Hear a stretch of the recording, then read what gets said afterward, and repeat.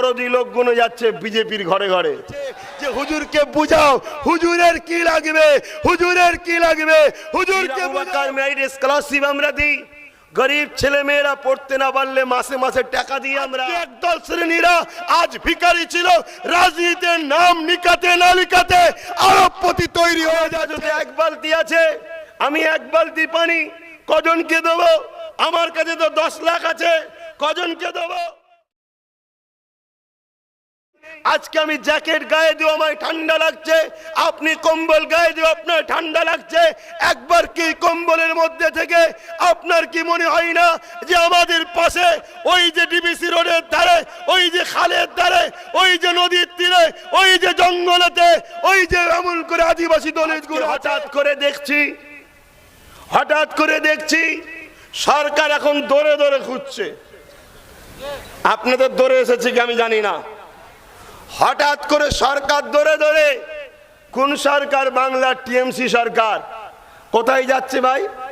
দৌড়ে দৌড়ে। ভালো জিনিস যাওয়া দরকার, তবে 2011 থেকে দৌড়ে থাকা দরকার ছিল। হঠাৎ করে আজকে দৌড়ে দেখছি কেন? হঠাৎ করে আজকে দৌড়ে কেন?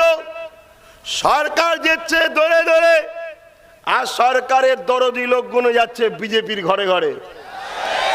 এই সেটিংটা আমাদের বুঝতে বাকি নাই, আপনাদের বুঝতে অসুবিধে লাগতে পারে। আজ আমি জাগাতে এসেছি, জেগে নেন, আগামী দিন খুব করুণ দিন হবে।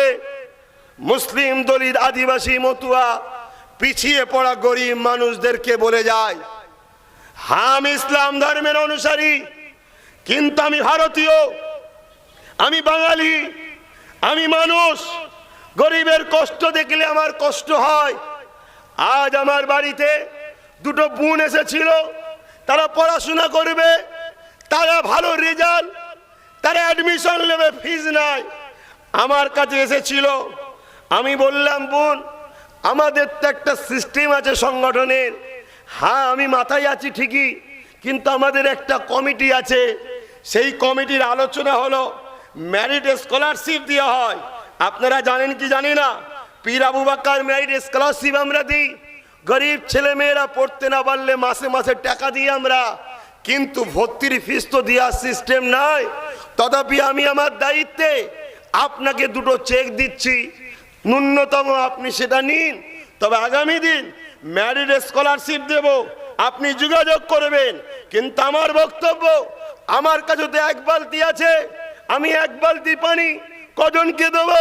আমার কাছে তো 10 লাখ আছে, কজনকে দেবো? কিন্তু আমি